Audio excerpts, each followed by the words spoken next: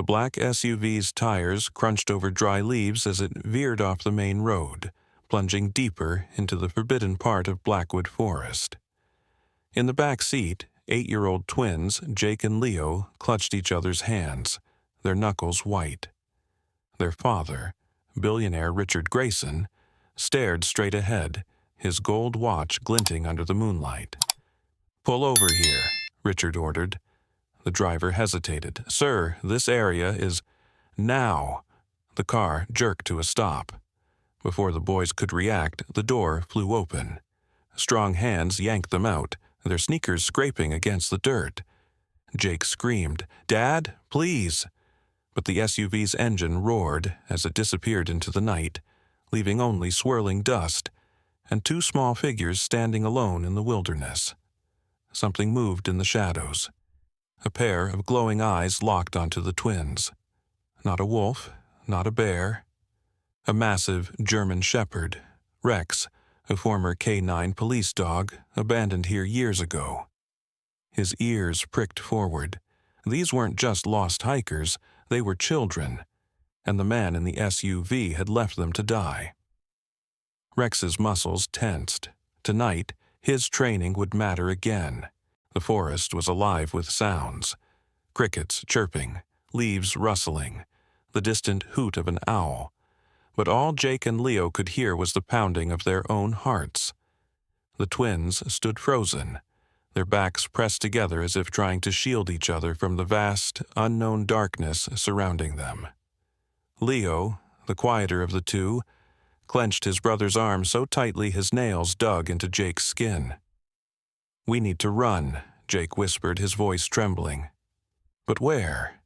The trees stretched endlessly in every direction, their gnarled branches like skeletal fingers reaching for the sky. The road was already swallowed by the night, and the only light came from the pale moon, casting eerie shadows that seemed to shift and move on their own. Then a low growl rumbled through the air. The twins whipped around, their breath catching in their throats. Emerging from the underbrush was the massive German shepherd, his fur dark as the shadows around him, his eyes sharp and calculating. Leo let out a whimper, stumbling back, but Jake, though his legs shook, stood his ground. "It's okay," he lied, more to himself than to his brother. "Dogs don't hurt people." But this wasn't just any dog. Rex took a slow step forward, his nose twitching as he sniffed the air. He could smell their fear, their sweat, the lingering scent of expensive car leather and their father's cologne, the same man who had thrown them away like garbage. Rex's instincts warred inside him.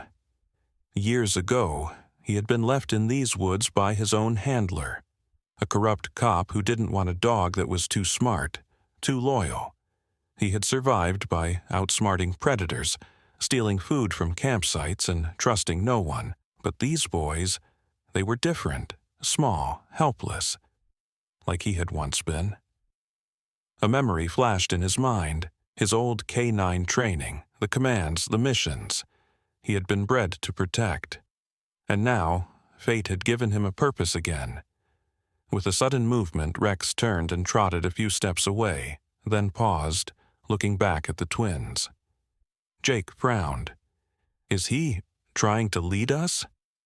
Leo shook his head violently. "No way! What if he's taking us somewhere worse? But what choice did they have? The forest was a maze, and without help they'd be lost forever." Swallowing his fear, Jake grabbed Leo's hand.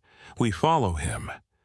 As they trudged after Rex, the trees seemed to close in around them, the path growing narrower and darker. Then, without warning, Rex stopped, his ears snapping forward. A new sound cut through the night, a snapping twig, the crunch of leaves underfoot. Something was moving toward them, something big. The twins froze as the bushes ahead rustled violently. Then a pair of glowing eyes appeared, followed by a snarl that sent ice down their spines. A wolf. And it wasn't alone. Rex's body tensed, his lips pulling back in a silent snarl. The wolf pack had caught their scent, and they were hungry. The forest air turned electric as the wolf pack emerged from the shadows, their lean bodies moving with predatory grace. 5 pairs of glowing eyes locked onto the twins, their low growls vibrating through the ground beneath Jake and Leo's feet. Rex positioned himself between the boys and the approaching danger, his entire body coiled like a spring ready to release. The alpha wolf, a scarred beast with matted gray fur, took another step forward, saliva dripping from its yellowed fangs. Leo's whimper seemed to excite the pack, their ears perking up at the sound of fear. Jake's mind raced. They had no weapons, no shelter, just a dog they barely knew standing between them and certain death. Rex didn't wait for the attack. With a sudden explosive bark that echoed through the trees, he charged straight at the alpha, not to fight, but to herd the pack away from the twins. His K9 training kicked in perfectly. He feinted left, then right, using his body to create a living barrier. The wolves, confused by this aggressive defense, momentarily backed away. Rex seized this second of hesitation to glance back at the boys, his eyes screaming a silent command. "Run now!" Jake understood instantly. Grabbing Leo's arm with newfound strength, he pulled his brother toward a cluster of massive boulders they'd passed earlier. "The rocks!" Jake gasped. "We can climb!" But as they scrambled up the rough surface, Leo's foot slipped on the damp moss. His scream pierced the night as he tumbled backward, landing hard just meters from where the wolf pack was regrouping. The alpha's nostrils flared at the fresh scent of blood. Leo's knee was scraped raw. Rex turned just in time to see the wolves shift their attention to the easier prey. Time seemed to slow as the alpha lunged toward Leo, jaws gaping. Without thinking, Rex threw his entire body into a desperate leap, intercepting the attack mid-air. The collision sent both animals rolling in a terrifying whirl of fur and snapping teeth. The twins watched in horror as Rex took brutal bites to his flank, but the shepherd refused to yield. His counterattack was precise, going straight for the alpha's vulnerable legs, using his police dog training to disable rather than kill. The other wolves circled nervously, their pack mentality shaken by Rex's fearless defense.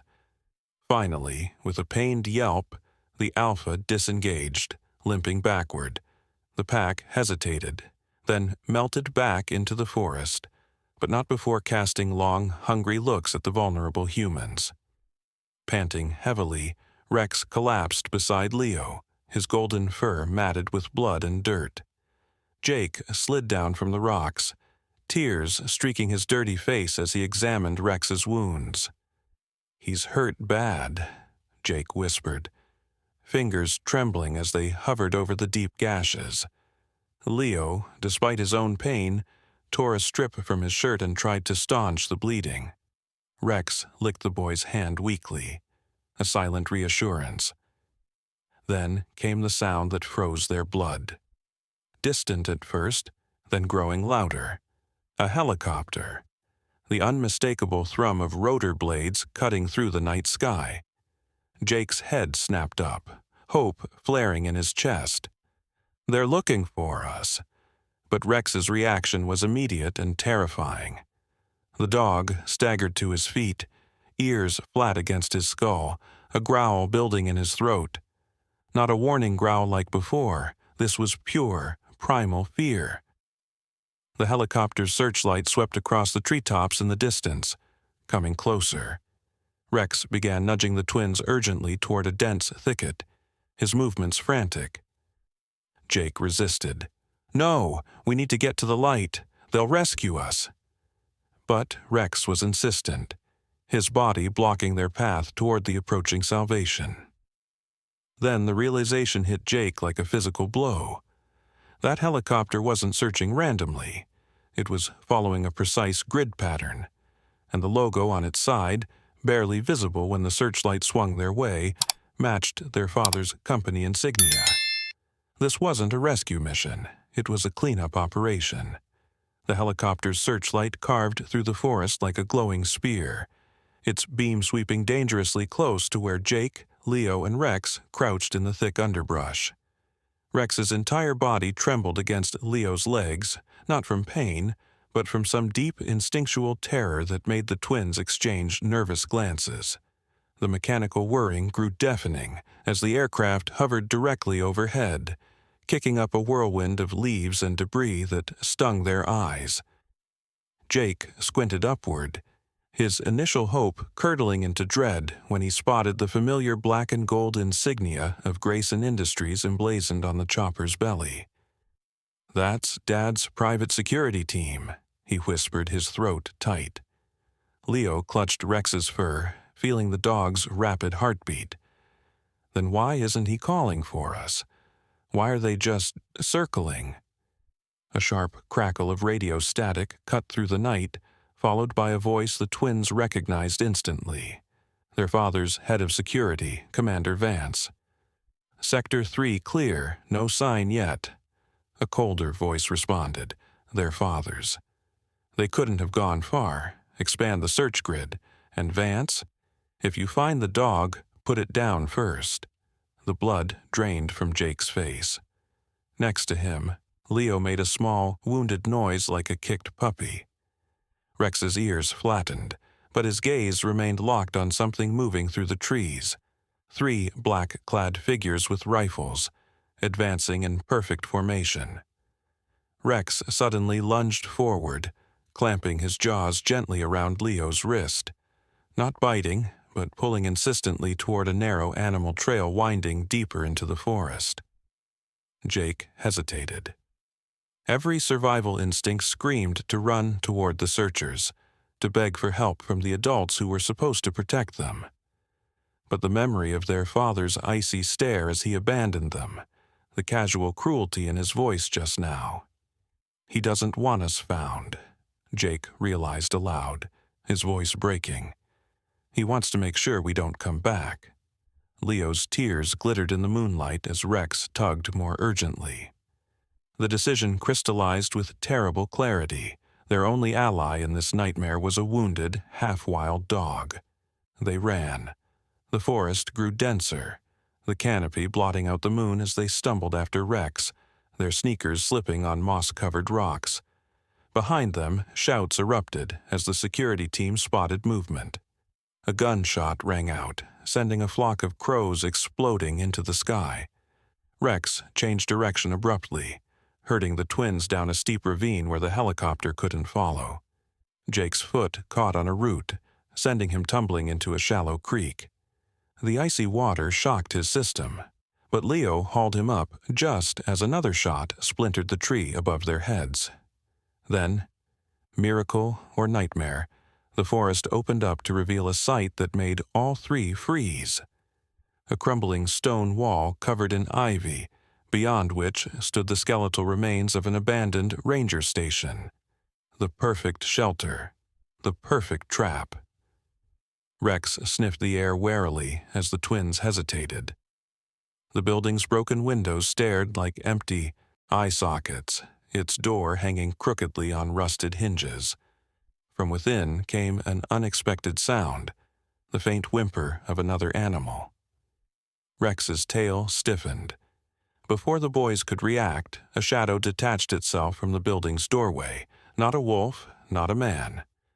A second German shepherd, nearly identical to Rex but with a jagged scar across its muzzle, limped into the moonlight. The 2 dogs locked eyes and some silent understanding passed between them. The scarred dog turned and vanished back into the station. Rex nudged the twins forward urgently. Somewhere behind them, Vance's voice crackled over the radio again. "Sir, we've got a problem. Bravo team just found the old kennel records. That K9 wasn't just some stray. It's Judge, the dog that testified against you in the Cortez trial. It remembers everything." A long silence. Then their father's voice, colder than the creek water soaking their clothes. Burn the forest down if you have to. No witnesses. The abandoned ranger station smelled of rotting wood and something darker, old blood maybe, or fear soaked into the floorboards over time. Jake and Leo huddled just inside the doorway as Rex and the scarred dog, who Rex seemed to recognize with a mix of wariness and relief, communicated in that silent way animals have, noses touching briefly before both turning toward the twins. The scarred dog limped to a rusted filing cabinet in the corner and began scratching at it frantically. Leo, despite his terror, crept forward. "He wants us to open it," he whispered. Jake joined him, prying the stuck drawer open with a shriek of metal that made them all freeze, listening for shouts from outside. Inside the drawer lay a moldy folder labeled K9 Judge Evidence, and beneath it a shock of familiarity, a photo of their father, younger but unmistakable, standing beside Rex in a police K9 vest. Jake's hand shook as he flipped through the brittle documents. Newspaper clippings detailed a trial from 5 years ago, a murder case where their father had been accused of ordering a business rival's death. The key witness? A K9 named Judge, Rex's real name, apparently, who had found the victim's body and led investigators to crucial evidence. But before Judge could testify in court, he disappeared. "He didn't just abandon us," Leo breathed, staring at a photo of their father shaking hands with a now disgraced police commissioner. "He's done this before." Outside, the first tendrils of smoke curled under the door. The security team was making good on their threat. The dry forest would burn fast. Rex nudged the twins toward a back room where the scarred dog was digging at a loose floorboard. Beneath it lay a rusted, but still functional police radio. Jake grabbed it, static buzzing to life as he frantically twisted the dial. A voice crackled through. "Any units in the Blackwood sector, we have reports of illegal burning." Jake keyed the mic. "Help, we're at the old ranger station. Richard Grayson is trying to kill us." The radio went dead for a heart-stopping second before the dispatcher responded. "Say again? Did you say Richard?" A gunshot exploded through the window, shattering glass across the floor. The scarred dog lunged, taking down the first security guard to burst through the door as Rex herded the twins toward a collapsed section of the back wall. Flames licked up the station's walls now, heat singeing their skin as they crawled through the gap. Behind them, the scarred dog yelped, a sound cut horrifyingly short. Rex whirled back, but Leo grabbed his collar. "We can't help him now." They stumbled into a nightmare. The forest was an inferno, trees becoming torches as the fire spread with unnatural speed. Through the smoke, Jake spotted the helicopter hovering like a vulture, its searchlight scanning for their fleeing forms. Then, a new sound. Sirens, distant but approaching. The radio call had worked. Rex suddenly stiffened, sniffing the air, then bolted toward a gully choked with smoke. The twins followed blindly, coughing, until they nearly tripped over what Rex had found, a shallow cave hidden by brush. They tumbled inside just as the helicopter's light swept over where they'd been standing. Safe for the moment, they watched through the entrance as police cars screeched to a halt near the burning station. Their father's security team scattered like roaches. But the real horror came next. Over the crackling police radios, they heard their father's voice, calm as ever, lying through his teeth. "Thank God you're here. My boys were kidnapped by a madman with attack dogs. I've been searching for hours." Jake's blood turned to ice. The police would never believe 2 kids and a dangerous dog over a billionaire. They were still trapped. The cave's damp walls pressed in around them as Jake, Leo, and Rex caught their breath, the acrid smell of smoke still clinging to their clothes. The distant shouts of police and the occasional burst of radio static reminded them that safety was an illusion. Their father's lies had already begun weaving a new trap. Leo wiped his soot-streaked face with a trembling hand, his voice barely above a whisper. They'll believe him. They always do. Jake clenched his fists, his nails digging into his palms. He wanted to scream, to run out there and force the police to listen. But Rex's low growl snapped his attention deeper into the cave. The beam of a flashlight, stolen from the ranger station before it burned, revealed something unexpected. The cave wasn't just a shallow hiding place. A narrow tunnel sloped downward, disappearing into darkness. And on the ground, half buried in dirt, lay a tattered police vest, K-9 unit, the name Judge still faintly visible. Rex sniffed at it, his tail stiff, before stepping back with a whine. This wasn't just any tunnel. It was where Judge, had been hidden after the trial, where their father had tried to erase the truth. A sudden noise from outside froze them, boots crunching on gravel, voices growing closer. "Check the caves," a cop ordered. Grayson said the kidnapper might have stashed them here. Jake's heart hammered. They had seconds before they were found. Rex made the decision for them. He grabbed Leo's sleeve in his teeth and pulled him toward the tunnel. The boys scrambled after him, the flashlight's beam bouncing off the walls as they descended into the earth. The air grew colder, the tunnel widening slightly before opening into a larger chamber. And there, in the flickering light, they saw it, a makeshift camp. An old blanket, rotted with time, a rusted water bowl, and, most chilling, a pile of newspapers, all covering the Cortez trial, all with their father's face splashed across the headlines. This was where Rex had lived after escaping whoever had tried to silence him, where he'd waited, where he'd remembered. Leo's breath hitched as he picked up a yellowed note tucked beneath a rock. The handwriting was shaky, as if written in haste. "Judge didn't die. He knows the truth. Find the cabin." Jake's mind raced. What cabin? Who wrote this? Before he could voice the questions, a sound echoed from the tunnel behind them. Not cops, not their father's men, scratching. Something, or someone, was crawling toward them. Rex's hackles rose, a deep growl building in his chest as a shadow moved at the tunnel's entrance. Then, a voice, hoarse, broken, but unmistakably human. "Judge? That really you, boy?" A man emerged, his face gaunt, his clothes hanging off his skeletal frame. He squinted in the flashlight's beam, his eyes widening as they landed on the twins. "Oh, God," he whispered, "you're Grayson's sons."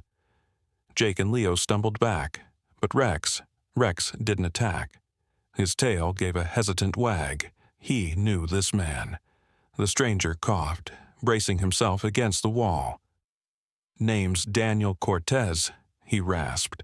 "The man your father tried to kill, and if you want to live, we gotta move now."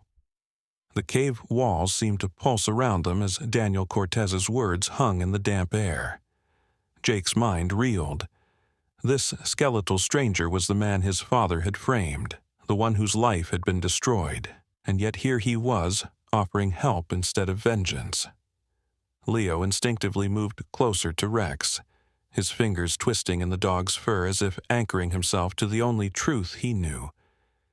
Daniel noticed their hesitation and gave a tired smile, the kind that had seen too much to bother with lies. "I know what you're thinking," he rasped, wiping grime from his forehead. "Why would I help Richard Grayson's kids?" He reached slowly into his tattered jacket, pulling out a water-worn photograph. A younger Daniel, smiling beside a woman and a little girl. "Because your father took my family from me, I won't let him do the same to you."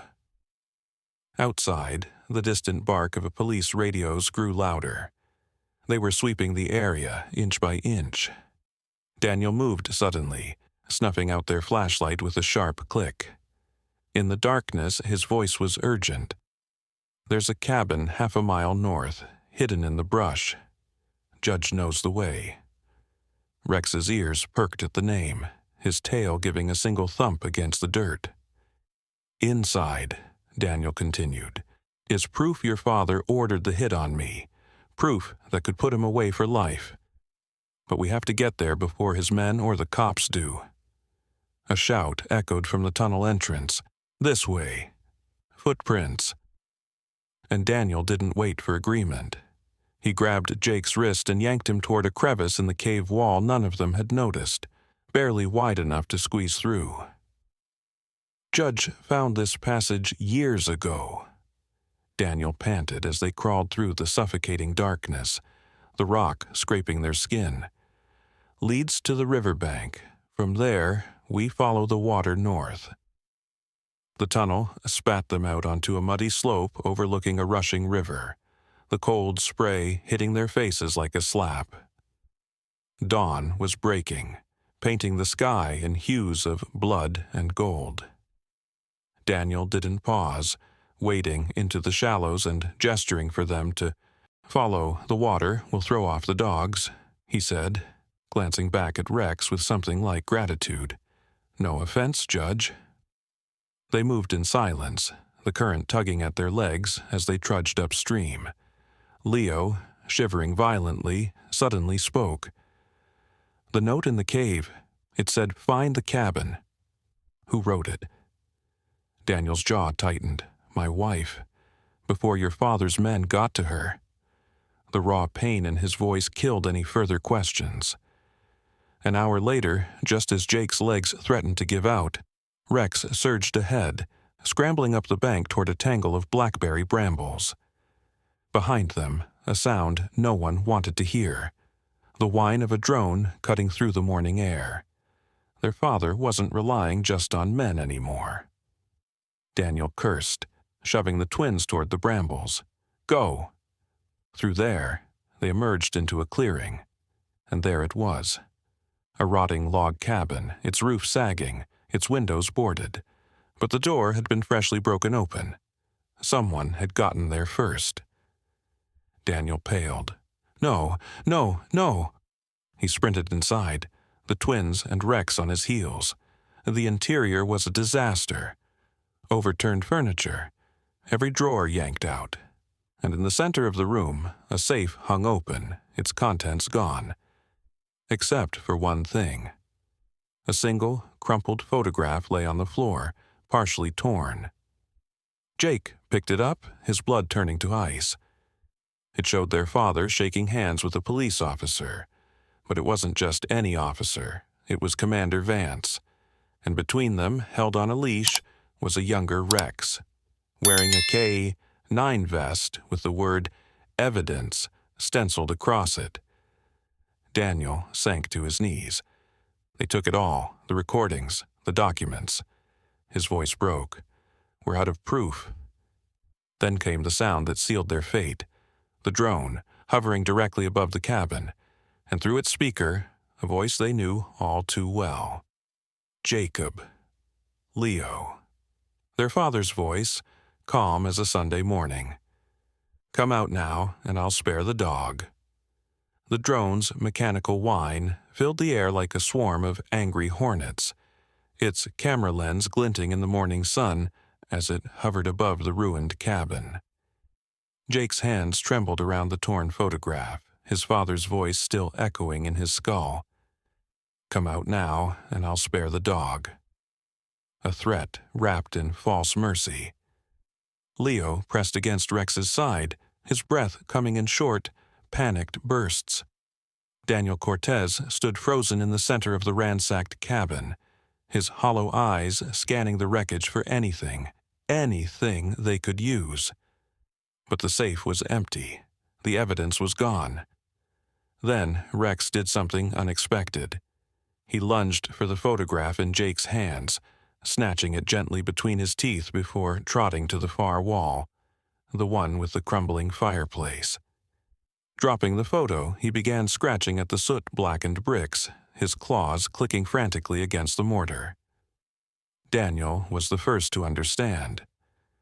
"Judge, no way." He stumbled forward, running his fingers along the bricks until, there, one was loose. With a grunt, he pried it free, revealing a hidden compartment behind it. Inside lay a small waterproof case. The case popped open with a hiss. A USB drive, a folded document stamped confidential, and a key. Daniel's hands shook as he unfolded the document. "It's the original K9 evidence log," he whispered. "Signed by the police commissioner himself. Proves your father paid them to plant false evidence against me and to dispose of Judge after he found the murder weapon." Jake's vision swam. All this time, Rex, Judge, hadn't just been surviving. He'd been waiting, guarding the one piece of proof their father couldn't destroy. A gunshot cracked outside, splintering the door frame. "They're here," Leo choked out. Daniel shoved the evidence into Jake's hands. "There's a ranger station 10 miles east. Real one, not the decoy your father burned. Get there, find Captain Alvarez. She'll know what to do." Jake stared at him. "What about you?" Daniel's smile was grim. He picked up a rusted fireplace poker. "I'll buy you time." They didn't argue. Rex led the way out the back window, the boys scrambling after him into the dense underbrush. Behind them, shouts erupted, then a crash, and Daniel's enraged scream. "You'll never find them, Grayson, never!" More gunshots. Jake forced himself not to look back. The forest was a blur of green and brown as they ran, branches whipping at their faces. The USB drive burned a hole in Jake's pocket. Rex moved with purpose, his nose to the ground, leading them not toward the main trails but through a maze of gullies and streams. The same path, Jake realized, he must have taken years ago when he escaped his handlers. Then, disaster. Leo's foot caught on a root, sending him sprawling. His cry of pain was cut short as a figure stepped onto the path ahead, blocking their way. Commander Vance. His rifle was raised, his smile was worse. "Took you long enough," he drawled. "Your daddy's going to be so happy to see you." Rex didn't hesitate. He charged. Vance fired. Shot went wide as Rex barreled into him, jaws clamping around the man's wrist. The rifle clattered to the ground. Jake dove for it, his fingers closing around the stock just as Vance kicked Rex off with a snarl. "Stupid mutt," he spat, drawing a pistol from his hip. "Should have put you down years." Jake pulled the trigger. The recoil nearly knocked him over. The sound was deafening. Vance staggered back, clutching his shoulder, but he wasn't dead, and his pistol was still aimed straight at Leo. Then, from the trees, a new voice. "Drop it, Vance, or the next bullet goes between your eyes." A woman stepped into view, her ranger's uniform crisp, her own rifle steady. Captain Alvarez. And behind her, a dozen armed officers. Vance's pistol hit the dirt. The forest erupted into chaos as Captain Alvarez's team swarmed Vance, slamming him face first into the dirt while his dislocated shoulder oozed blood between the leaves. Jake's hands wouldn't stop shaking. He'd just shot a man. The rifle's metallic scent clung to his skin like a nightmare. Leo collapsed next to Rex, burying his face in the dog's fur as Alvarez knelt beside them. Her sharp eyes scanning the USB drive Jake now clutched like a holy relic. "That what I think it is?" she asked quietly. Before Jake could answer, Rex suddenly stiffened, his ears swiveling toward the distant thrum of approaching helicopters, more than one this time. Alvarez cursed under her breath. "Grayson's pulling in favors. We have maybe 3 minutes before this whole area is swarming with his bought and paid for cops." She yanked the USB from Jake's grip and tossed it to a wiry officer with tech gear piled on his vest. "Harris, clone this immediately. Scatter the copies." Harris didn't hesitate, plugging the drive into a ruggedized tablet as his fingers flew across the screen. The boys watched, breathless, as file after file unfolded. Crime scene photos, bank records, even a video of their father handing a briefcase to the now disgraced police commissioner. But the real horror was the document titled Containment Protocol. Harris's face went pale. "Captain, this is a kill list, 12 names. Cortez was just the first." The screen flickered, revealing a spreadsheet with payments, dates, and Jake's stomach lurched, a chillingly recent entry. Grayson, J and L, termination pending. Leo made a sound like a wounded animal. Their own father had put them on a list. Alvarez's radio crackled to life, her advance team reporting movement in the northern sector. Armed men, no uniforms. She grabbed Jake's shoulder hard enough to bruise. "Listen carefully, your father's men are coming, and they have orders to leave no witnesses. Harris is sending the evidence to every major news outlet right now, but it won't matter if you're dead when it drops." She shoved a key into Jake's palm, the one from the hidden compartment. "This opens locker 417 at the bus terminal downtown. Inside are passports, cash, and a burner phone. Get there, now." Jake opened his mouth to argue when Rex suddenly snarled, his body slamming into Leo just as a bullet tore through the space where the boy's head had been. The sniper was in the trees. Alvarez's team returned fire, the forest exploding into a war zone. "Go!" Alvarez roared, shoving the twins toward a waiting ATV as Harris tossed Jake a second USB, the cloned copy.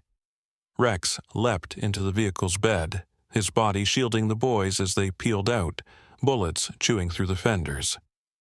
Jake risked one glance back. Alvarez was down, clutching her thigh, still yelling orders as Vance laughed through bloody teeth.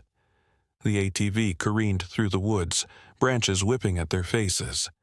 They hit a logging road, then pavement, merging with early morning traffic like ghosts. Leo was hyperventilating. "They'll find us. They always find us." Jake gripped the USB so tight the edges bit into his flesh. "Not this time." Then Rex whined, nosing at Jake's pocket. The torn photograph. Jake's pulled it out, their father and Vance with Judge between them. Except now, in the daylight, Jake saw what he'd missed. The officer holding Judge's leash wasn't just Vance. It was their uncle, their father's brother. The realization hit like a sledgehammer. This wasn't just corruption, it was family. The bus terminal stank of diesel and stale pretzels, its flickering fluorescent lights casting long shadows as Jake and Leo pushed through the morning crowd, their hoods up, their faces streaked with dirt and dried blood. Rex walked stiffly beside them, his wounded flank leaving faint crimson paw prints on the linoleum. Locker 417 waited near the back, a rusted metal rectangle that looked like it hadn't been opened in years. Jake's hands shook as he jammed in the key, half expecting an alarm to sound. The lock clicked. Inside lay three things: a bulging manila envelope labeled "For Alvarez's Eyes Only," a cheap prepaid phone, a dog collar. Not just any collar, a K9 tactical unit, the nameplate reading "Judge, Evidence K9 number 7. Rex whined, backing away from the collar like it was a live wire. Leo reached for the envelope, but Jake grabbed it first, tearing it open. Photographs spilled out, surveillance shots of their uncle meeting with Vance at a secluded hunting lodge.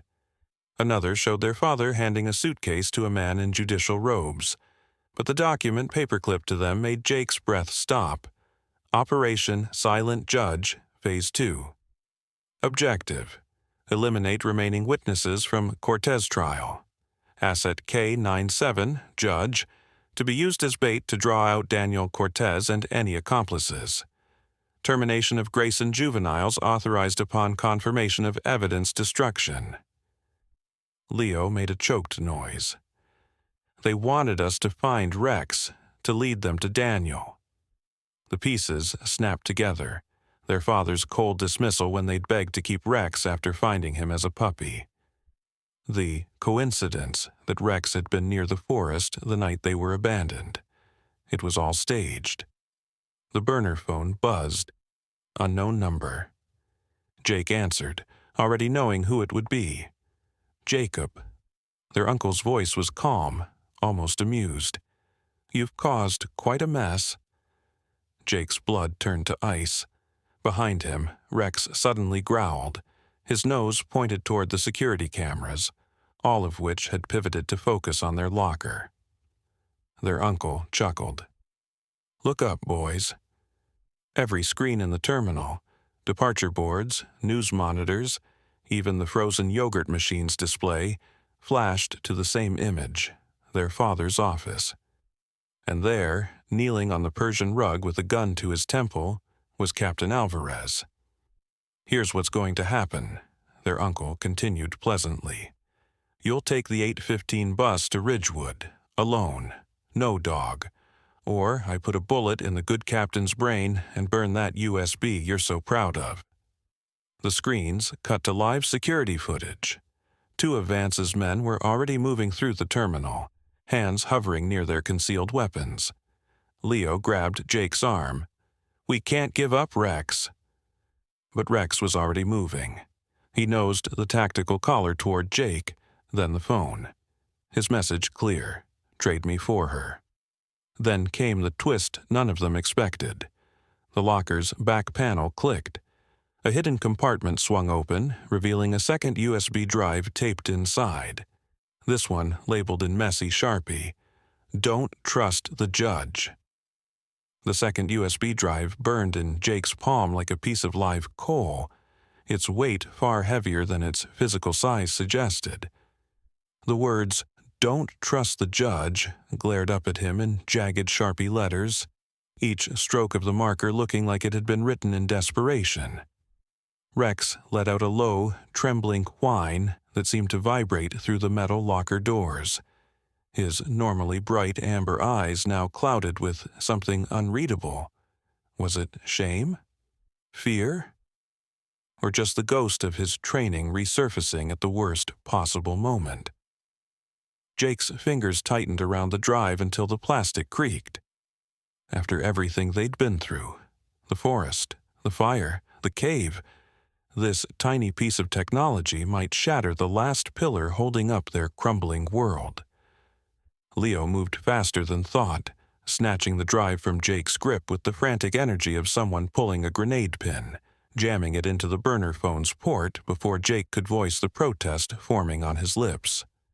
The screen flickered to life with a video file marked by a date that made Jake's stomach drop.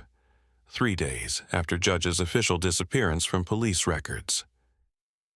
The footage was grainy, shot from a hidden angle that showed a dimly lit kennel with rusted bars.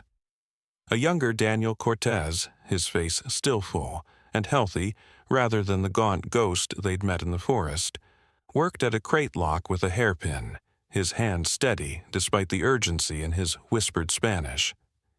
"Easy, boy," he murmured as the camera focused on the occupant. Judge, though barely recognizable with his dilated pupils and twitching muscles, his normally sleek coat matted with sweat. "Sé que te obligaron a hacerlo." The words hung in the terminal's stale air like an epitaph. "I know they made you do it." The scene jumped abruptly, the timestamp advancing 12 hours. Now, Judge crouched on a stainless steel examination table in what looked like a veterinarian's office, his breathing ragged as a woman, Daniel's wife, her face blurred but her hands gentle, worked at the clasps of his K9 vest. "The conditioning runs deeper than we thought," she whispered, her fingers trembling as she pried open a hidden compartment in the tactical gear. A tiny red light blinked inside. They wired him to respond to specific voice commands. This might not work. Daniel's hand entered the frame, holding a micro-transmitter the size of a thumbnail, its circuits glinting under the surgical lights. "It'll work," he said, his voice steel wrapped in velvet. "We reset him the same way they programmed him." The camera panned to show a syringe filled with amber liquid. "This will flush the neuroinhibitors from his system. After that..." Daniel's jaw tightened. "It's up to him." Another jump in the timeline, 1 week later. Judge stood in a forest clearing, his coat glossy again, his muscles coiled with purpose rather than fear. Daniel pointed east, toward where the Grayson Estate's security lights glowed through the trees. "Busca la verdad," he commanded. "Find the truth." The camera held on Rex's face as he hesitated, his ears flicking forward, then back, some internal war visible in the tension around his eyes. Then, decision made, he bolted toward the estate with the single-minded focus of a guided missile. The timestamp burned itself into Jake's retinas. 1 week before, he and Leo had found Rex as a starving stray near their school. The phone screen went black, then displayed one final message in Spanish that made Leo's breath hitch. "El perro elige ahora. Confía en él, oh no. The dog chooses now. Trust him or don't." A metallic clink snapped their attention downward. Rex had nudged open the locker's lower panel with his nose, revealing a fourth item they'd missed. A compact 9mm pistol secured with duct tape, its barrel pointed safely away. The message was clear. "Arm yourselves." Outside, the 8:15 bus hissed to a stop at Gate 3, its doors sliding open with mechanical indifference. Vance's men, now clearly visible as the crowd thinned, closed to within 10 yards, their hands hovering near concealed weapons. On every monitor, their uncle pressed his pistol harder against Alvarez's temple, a bead of sweat tracing down the captain's face despite her defiant glare. Rex looked at Jake, then at the gun, then at the bus. The choice crystallized with brutal clarity. Board the bus alone, surrender Rex to whatever fate their uncle had planned, and gamble on Alvarez's survival. Take the weapon, trust the dog who might still be a sleeper agent and ignite a firefight in a crowded terminal. Jake's hand hovered over the pistol just as the PA system crackled to life. But instead of boarding calls, a young woman's voice echoed through the building with razor-sharp authority. "Attention, this is FBI Special Agent Mira Cortez. The building is surrounded." Daniel's daughter. The screens glitched violently, Alvarez's image replaced by live security feeds showing the parking lot swarming with federal agents in tactical gear. Their uncle's face twisted into a rictus of rage before the feed cut to a teenage girl in an FBI windbreaker, her dark hair pulled into a tight braid, one finger pressed to her earpiece. "Jacob, Leo, if you can hear me." Her voice softened just enough to sound human. "Don't get on that bus." Vance's men drew their weapons in unison. Rex moved, not toward the threat, but past it, his body a golden blur as he bolted for the terminal's maintenance hallway. The world narrowed to the space between heartbeats as Rex vanished into the maintenance hallway, his golden tail flashing for just an instant before the swinging door cut him from view. Jake's fingers closed around the pistol's grip at the exact moment the first gunshot shattered the terminal's fluorescent lights, plunging their corner into strobe-lit chaos. Leo screamed something lost in the sudden stampede of panicked travelers, his hand clamping onto Jake's jacket as they ducked behind the lockers. The gun, cold and heavier than Jake expected, wasn't loaded with bullets. Through the checkered polymer of the grip, he felt the distinct rattle of specialized cartridges. Tracker rounds, meant to tag, not kill. Across the concourse, Vance's men fanned out with military precision, their weapons sweeping the crowd. One barked into a radio, "The dog's running east. Cut him off at the baggage claim." The words sent ice through Jake's veins. This had always been the plan. Separate them from Rex. Isolate the witness. Then Mira Cortez's voice crackled from the phone they'd dropped, her words warped by static but unmistakable. "Rex isn't fleeing. He's hurting. Look at your tracker." Jake flipped the pistol over. A tiny LCD screen on the slide displayed a pulsing red dot. Rex, moving not away from danger but through it, drawing Vance's men into a perfect choke point near the terminal's old freight elevator.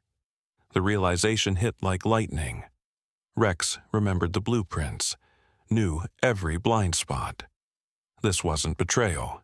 This was the K-9's final mission. The twins moved as one, keeping low as they followed the signal. The hallway Rex had taken led to the terminal's underbelly, a maze of steam pipes and flickering work lights. Somewhere above, boots pounded as Vance's team took the bait. The tracker's dot stopped moving near a service elevator marked out of order. They found Rex standing sentinel before the elevator doors, his body rigid with tension. Blood matted his flank from the earlier gunfight, but his eyes were clear, focused. When the elevator dinged, he didn't growl, didn't flee, just looked at Jake with something that might have been apology and resolve. The doors screeched open. Their uncle stood framed in the elevator, his custom Italian shoes spotless, his tie knotted tight. In his hand, a compact device beeped steadily. A detonator. "Took you long enough," he sighed, as if disappointed. Then his gaze dropped to Rex, and his polished mask cracked. "You were supposed to bring them to me, Judge, not the other way around." Rex's lips peeled back in a silent snarl. The truth detonated louder than any bomb. Their uncle had been Rex's real handler. The voice commands, the conditioning. All those years playing the doting uncle while secretly waiting for the dog to deliver the twins to their fate. Mira's voice burst from Jake's pocket. "The USB. Play the last file." Jake fumbled with the phone. The screen lit up with security footage from their own home. Their uncle slipping something into Rex's water bowl the night before the accidental forest abandonment. Drugging the dog to suppress his real training. Their uncle lunged for the detonator. Rex moved faster. The impact sent both man and dog crashing into the elevator. The detonator skittered across the floor as Rex's jaws closed around their uncle's wrist with crushing precision. Not the wild attack of an animal, but the measured restraint of a K-9 making an arrest. Their uncle's scream was cut short by the elevator's sudden lurch, its frayed cables groaning under the weight. Jake grabbed Leo and ran as the elevator plunged 3 stories with a scream of shearing metal. The silence afterward was worse. They found Rex first.